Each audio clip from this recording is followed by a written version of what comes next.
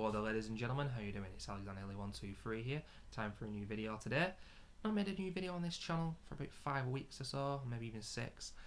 Just not been feeling it, to be perfectly honest with you. The little tweaks and changes that YouTube have been making have been angering me still. They've got rid of video responses as well, which I think is a massive blow to any close-knit community on YouTube, but just in general, it's not a good thing to do, and I'm really upset that they've done that. I think it's a bad move, but what can we do? There's no talk of you having to pay as well, you know, for future subscriptions, that kind of service coming on. I'll oppose that in any way I can, and I, you know, really advise you to do the same. If every single person has an angry backlash against it, who knows what could happen. But I really don't want to think about that, to be perfectly honest with you, because, you know, YouTube is a massive part of my life. It's my favourite internet website by far, easily beating Facebook. I hate Facebook or anything like that. You know, it's the new television, if you will. I never watch television anymore apart from football. I really don't. 1 or 2 comedy shows that come on and for 6 weeks or so at a time, and apart from that, within 12 months, you know, in the year, like we're nearly at the end of the year now, late November, I can't think of many things that I've watched on TV. I watch The Chase at tea time, watch the news headlines, then I'm off upstairs and I'm doing whatever. You know, you make your own entertainment on YouTube. That is what it's all about. Whatever kind of videos I like, there's a lot of diversity in the kind of videos that I watch, and I love that, and to have that taken away would be very, very upsetting. It really would. But anyway, that's a depressive way to start this video, but I just wanted a bit of a ramble, a bit of a rant. So usually when I start up the old webcam. Yeah, a bit of an old school talky video. I used to do these a lot back in the day, as I always say. Thank goodness I deleted those because they were very embarrassing. But between 2006, when I opened my YouTube account, and 2009, I used to make a hell of a lot of these kind of videos. You don't see many people do them anymore, and I think that's a big shame, because 2004, 2005 even, you couldn't envisage being able to see someone in the bedroom talking to a camera like this across the world, potentially. We take it for granted now, and it's not exactly exciting, but who cares? It's just really good, and I'm feeling kind of hippie-ish, man, so yeah, it's all good shit. What am I talking about? Anyway, got my glasses off so I can't see shit. Just don't want you to have the glare. Obviously you can see what the title is by the title of this video, what I'm going to be talking about today. Also, just seeing that Lou Reed has passed away. Never been a huge fan of the Velvet Underground. I quite like some of the songs, but nevertheless, whenever an old cool motherfucker like that passes away, it's a big shame, because, you know, it gets further and further down the line where there are no cool motherfuckers left anymore. And the rest of it's still great music being made and whatnot, but in terms of the mainstream, it's so watered down now and so depressingly generic and horrific. It's just untrue. And I've always been able to keep up with popular culture, even when I don't like the songs or the films that are in the charts and stuff like that. And other such examples, I'd still know them. In the last 2 or 3 years, maybe it's because I'm getting older, I just quite simply don't.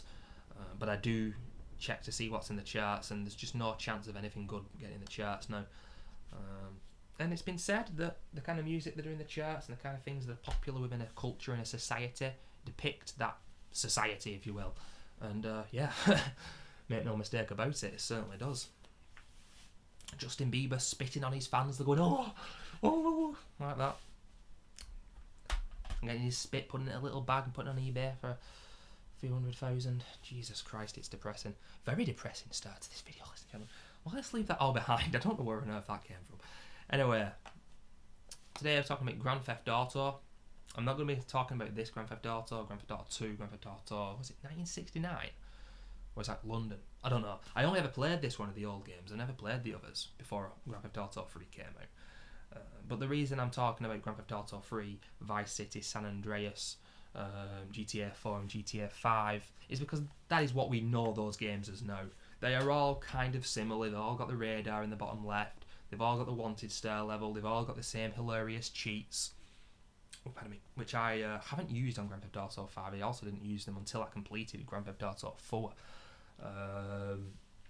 it's just not as fun. But yeah, back in the day I used to use cheats, I'll admit it.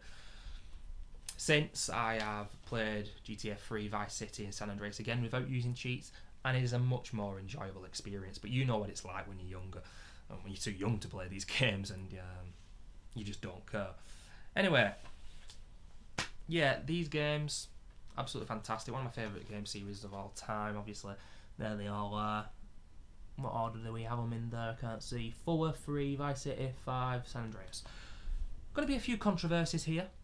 We're not all going to agree. It's probably going to run up close to 20 minutes long, this video as well. So if you obviously know how long the video is after I upload it.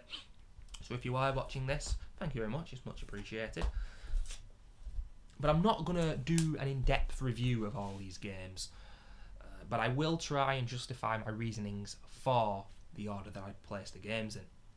I'm also taking into consideration what these games did when they were released, and also how they stand the test of time. But the former instead of the latter is the most important thing here, because, you know, say Grand Theft Auto Vice City 2002 it was released. That's 11 years old now. It's actually coming up to its 11th anniversary. Just what did it have to offer, and how much could you do in the game? That's what I'm talking about.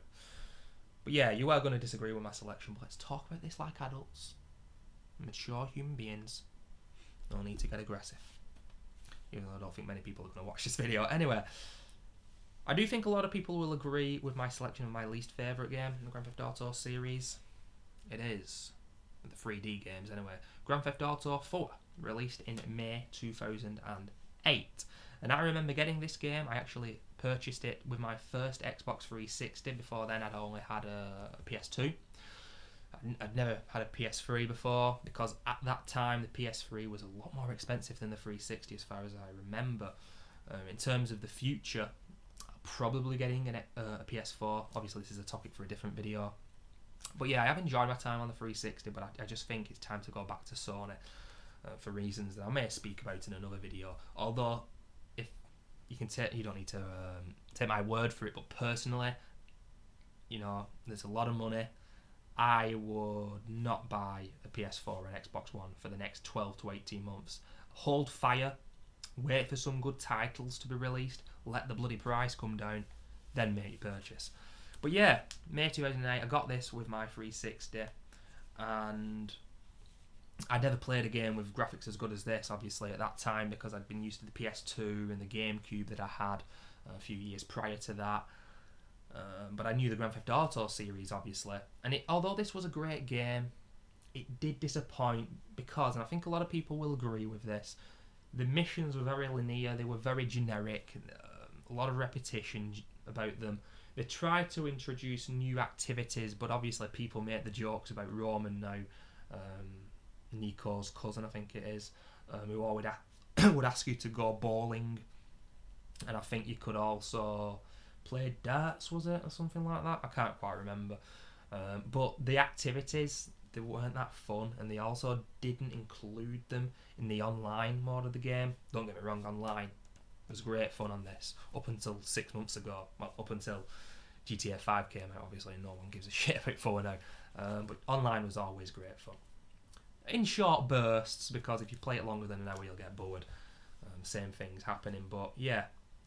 Liberty City didn't enthrall me like it did on GTA 3 in GTA 4, and you saw the reviews for this game, 10 out of 10, masterpiece, blah blah blah, but it just felt a little deflated when you played it, when you completed it. Like I said, repetition, generic missions, all very similar, and frustrating as well when you fail a mission on this game. You've got to go a hell of a way back, and you know, I don't mind a challenge, but I do like checkpoints within that challenge. So you do a really hard part, checkpoint. You do a really hard part, checkpoint. What I don't like is a consistent hard challenge, you've got to go all the way back. It kind of felt like that with GTA 4 for me. Still a great game, don't get me wrong. Great music as well. The title track to this, it's really gritty kind of soundtrack, and it fits the game well. But my least favourite of the 5, what can I say? Right, next up, this is going to cause a bit of controversy, there's absolutely no doubt about this, but let me justify my reasoning. First of all, you will laugh at this. The price tag is still in the game. Look at that. Holy shit, 40 quid, man. Released in November 2002, and this is the same case from then, as you can tell with the bloody price. It is Grand Theft Auto Vice City, which I would suspect would be in a lot of people's top 2. And fair dues, I can understand where you're coming from, but we've all got an opinion. And this game just didn't do it for me, especially at the start. It took me a good year to properly play this and get into it. I can't explain it, to be honest with you. It was where I was at the time in my life. I remember I got my PS2 December 2001. This came out nearly a year later, like I said. I got it for that Christmas. I just about turned 13, as far as I can remember. Yeah, I think that's right. And I remember at high school, you know, the Grand Theft Auto games. Grand Theft Auto 3 came out just as I started high school. Vice City came out when I was in my second year of high school. San Andreas came out in my 4th year of high school. And obviously, everyone was talking about the game and where they were up to and making jokes about the radio stations. And I always remember us talking about Chatterbox and GTA 3, making our own jokes up. And I even remember me and a few mates making a few sketches of our own up. So it was kind of inspiring in that sense. It really was. But I can't put my finger on it. You know what? If you asked me places I'd like to go in the USA, the first one would be New York, Florida, maybe parts of not Los Angeles and Hollywood, even though I find a lot of people live there, nauseating. Not all, but you know what I'm saying, that kind of culture I find nauseating. And then San Francisco, lovely place, but I wouldn't necessarily say Miami, and obviously this is where this game is based on. You could fly helicopters on this game. Tommy Vercetti's a great character. Ray Liotta, obviously, doing the voice of Tommy Vercetti, absolutely fantastic. Very mature voice acting story for this time. Lance Vance is in it as well, of course, and Ricardo Diaz, I think his name is. Dirt bikes are on this game. It is a cracking game, and it's very close. This is very close to being third on my list. But, you know, you go back to it now, and it does stand the test of time. It's still a great game. But due to the fact that it took me a long time to get into it, and I don't know, I just still think from GTA 3 to Vice City, it isn't as big of a leap from Vice City to San Andreas, which I will talk about later in the video, and that's why it's 4th in my list. 40 quid! Anyway, 3rd in the list now, and it is Grand Theft Auto 3. This is where it all began for me. Well, I'd played Grand Theft Auto, the original, obviously, soon after it came out when I was 7 years old. 7 years old. Burning people down with a flamethrower. Awesome. And now look at me, I turned out fine. Obviously, the graphics then were very generic, you know, just very poor, basically. You know, the overhead 2D. Still worked really well, but this, I mean, like I said before, I got my PS2 December 2001. This came out early 2001, I think. I remember my brother got this from Blockbusters. And it was like, what was it back in the day at Blockbusters? How is Blockbusters still going, by the way? Bloody hell. Something like, for 2 nights, $3.75, something like that. For games that were pretty, you know, new and in high demand, if you will. But this was like April, May 2002, a year after, when I saw him play this for the first time. But even then, I think on my PlayStation I had Pro Evolution Soccer, Devil May Cry, and Resident Evil Code Veronica. But to see an action-based kind of sandbox game like this in 3D, with helicopters flying over, as you can see in the background there, and you know the character that you are is a cool morpho, isn't he? And look at the building there, how detailed it is and how good it looks. Those are in-game graphics. 2001, well 2002 at the time I should say, 12 years old, seeing that, it absolutely changed the whole game for me. And it was just such good fun. Just randomly killing pedestrians on the street, I've got to be honest with you. You know, using the weapon cheats as I did back in the day, like I said before, mowing people down with the cars, but also doing the missions, and I did complete this game, because the old games are more difficult than the newer games, I will say that. It was just, it's absolutely fantastic. I'm sure a lot of people have the same opinion, because it did come out shortly after the PS2 was released, and yeah, it just revolutionised sandbox games. Grand Theft Auto 3, I'm sure there's a lot more to say. Like, Liberty City's great. It's got a kind of Sopranos feel about it, in ways a big mafia feel about this game, which I love. New York, it's based on, of course, much better than Grand Theft Auto, Liberty City in this. The radio, obviously, there's no real licensed famous music. That started with Vice City. I mean, I've not even spoken about the soundtrack of the games yet. Both the music by, millionaire musicians and the music that Rockstar put in the games themselves. This, you've got a lot of new wave electronic bands from the 80s, a lot of heavy metal as well from the 80s. The Talk with what's his name, Fernando, absolutely brilliant. GTA 4 and GTA 5, I'll talk about it later, but pretty disappointing soundtracks in my opinion. I just don't think they're as good as the old games, especially one of the games, which I'm going to talk about. But yeah, GTA 3, cracking game, and it still holds up today. And on all those games, you've got rampages and stunts and all that kind of shit. You know what you get from the Grand Theft Auto games. But we're now going on to number 2. I'm rushing this because I do want to keep it under 20 minutes. Obviously, this is a one-off video. I don't make videos this long very often. But I thought that I would change the game up here today for this. I've had this in the pipeline for a while and I've wanted to make it since playing Grand Theft Auto 5. Yep, it's not my number 1 favourite game. You'll know what it is now, obviously, but I will talk about that in a few moments. Absolutely fantastic game.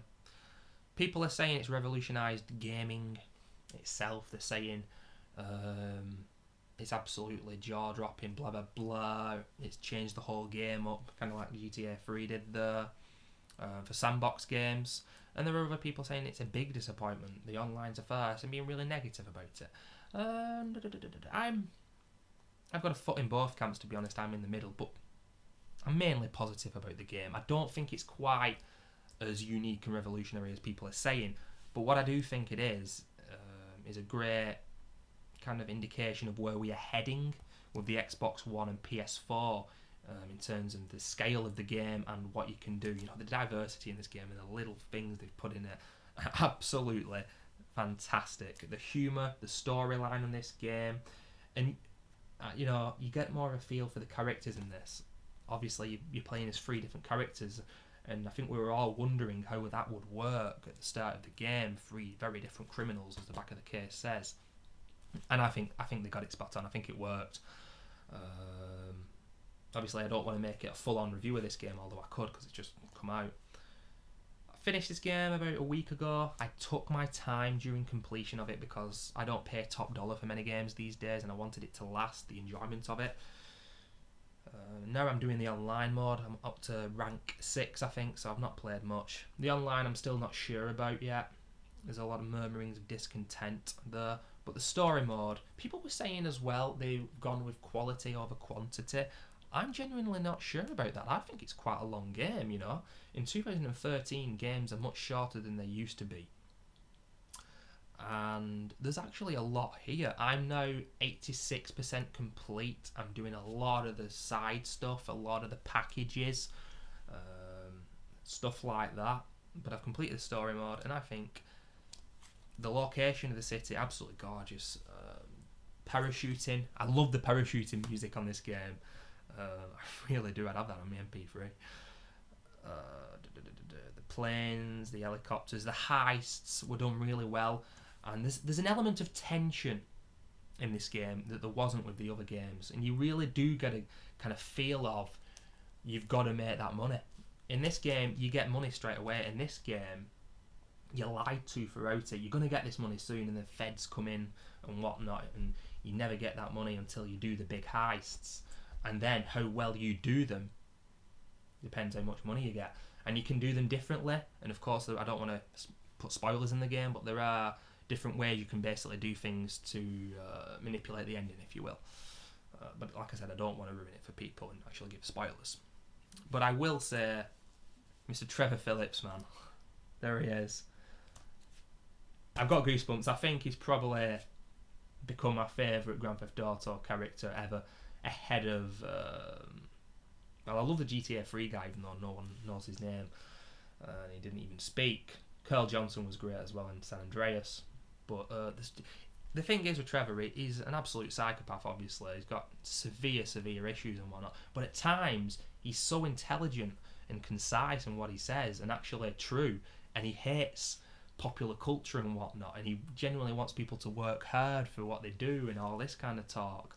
He's just a really interesting character, and absolute legend. Franklin as well, really good character. I thought he'd be too similar to CJ, but he's not. And Michael, Tony Soprano, let's admit it, but cracking. Absolutely fantastic. My second favourite Grand Theft Auto game, and maybe it will age well. I think it will, because you can replay the missions on that. A really good thing that Rockstar put back in the game. You know, enjoyable missions, you can go and play them again straight away. But this video now running over 20 minutes. Obviously, without further ado, I may as well show you straight away. You know what it is by now. For me, the best, still to this day, just now over 9 years gone since it was released. Nearly a decade old, ladies and gentlemen. It's Grand Theft Auto San Andreas. Now, this game hit me like a ton of bricks when it came out. Kind of in the same way a lot of my schoolmates, you know, had that reaction when Vice City came out, and I was like, I don't get it. I like it, don't get me wrong, it took me time to get into it and whatnot. But this, from the off, I enjoyed the missions. I really enjoyed that whole gangster vibe, that gangster talk. Believe me, all my friends at school at the time, as well as kids around the world, will have been speaking like gangster OGs. The first couple of hours of gameplay, you're in the hood, you're in the ghetto and whatnot, and you're kind of thinking you're never going to get out. But then you see the size of the map, you see the scale of the game, the missions vary. You've got dirt bikes again, but you've got the woods, which were totally different, and still are totally different. Seriously, man, you can get lost, and it takes you ages to get back into the main part of San Andreas. Don't know if this isn't the map, but yeah, it takes you ages to get back. And dirt bikes, great. You've got low riders, you've got the Mexicans, you've got the gangster OGs and whatnot. You've got Tenpenny, voiced by Samuel L. Jackson. Carl Johnson's a great character. I remember that hippie fella there. I'm actually completing this at the moment. I've got it on Xbox Live. I'm about 10% completed the game. First time completing it since back then, but it's still all very vivid in my mind and in my memory. I just love the location of the game. I think this game is still massive. A lot of people kind of found it a little bit annoying that this is the only Grand Theft Auto game where you actually have to eat, you know, and you have to muscle up, and you have your stats and whatnot, your sex appeal and all those little stats when you pressed L1 that showed up on the screen. But I really like that, and this is the first game I think which properly included like stats, like you drive a car more, you buy your car handling gets better, that kind of thing. And once you get out of the hood, the game, there's another city, I can't remember what it's called, but there's 3 main islands. You've got the casinos, you can buy property more, the missions are more varied and fun, and there's a big twist at the end, of course, in terms of the story, and also the frigging music, man. Radio X, as good as shaped my music listening, but you know, I wish, well actually, I can get it up. That's what she said, and that's what he said. And just let me just see soundtrack. I know a lot of it off by heart. Oh my god, my computer is running slow as fuck. Let me just see here. But yeah, Radio X, man. I just want to read them all off. Obviously, we've all got different music tastes, but for me and a lot of other people at the time, they were saying, yeah, this music soundtrack is absolutely stonking. Where is it? Yeah, Radio X, Rage Against the Machine, Tupac. I'm just going to read loads of shit off here off different radio stations. Cypress Hill, Heart, Faith No More, Public Enemy, Eric B. and Rakim, Willie Nelson, AFI. Some of these bands I like more than others, but they're all very good. Boys to Men, did I just see? Oh, I think I did. Kiss, not my bag, but there we go. Even the bands I didn't like, I was like, wow, they've got them in. America, Horse with No Name, Lynyrd Skynyrd, Freebirds on there. What else we got here? Come on. do apologise about this, ladies and gentlemen. Bootsy, is that Bootsy Collins? He's in GTA 5, isn't he? No, I've not got my glasses on here, I do apologise. Cool G, Big Daddy Kane. Gangster! Bloody hell, Gangster! I didn't even know they were in it. I love Gangster. I didn't even know. Maybe that's why I love them. And then Dr. Dre, Tupac, NWA, Ice Cube, Snoop Dogg, all that kind of shit, man. Helmet, Depeche Mode, Danzig, Living Colour, Primal Scream, Guns N' Roses, L7, Soundgarden, Ozzy Osbourne, Jane's Addiction, Alice in Chains, Stone Temple Pilots, Stone Roses. You know, that is unbelievable. 808 State, that's a great song by them. Man, seriously, I'm going to call it quits here. I've rambled on for over 25 minutes now, but the soundtrack to San Andreas, man, is absolutely out of this world. I do apologise, I've rambled on, but it isn't easy making a video this long. But I am going to finish with saying I am wanting to buy a retro N5 or a Retron 5. It's basically a retro console where you can play Mega Drive, SNES, NES, Master System, Game Boy, Game Boy Color, Game Boy Advance, Super Famicom, and there's 2 other consoles I can't quite remember at the moment, on one kind of console. You put the cartridge in the slot and you can play them all together in HD.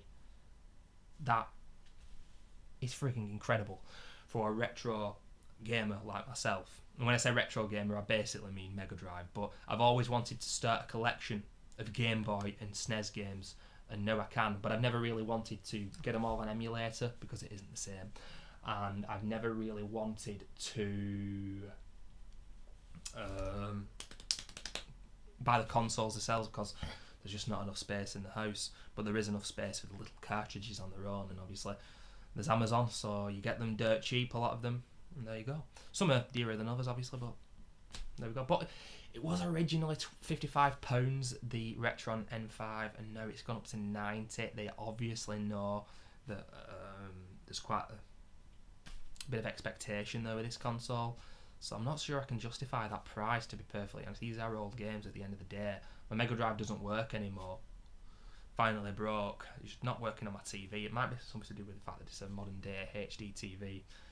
But nevertheless, it's worth picking up, but 90 quid instead of 55 quid. A bit angered by that. But yeah, I do assure you I will make more videos in the coming months. I do tend to make more videos in the winter than another time of the year. I don't know why that is. But thank you for watching, ladies and gentlemen. Nearly an half an hour if you watched all of this. Thank you very much. It's much appreciated, but you are insane. I'll see you in a bit.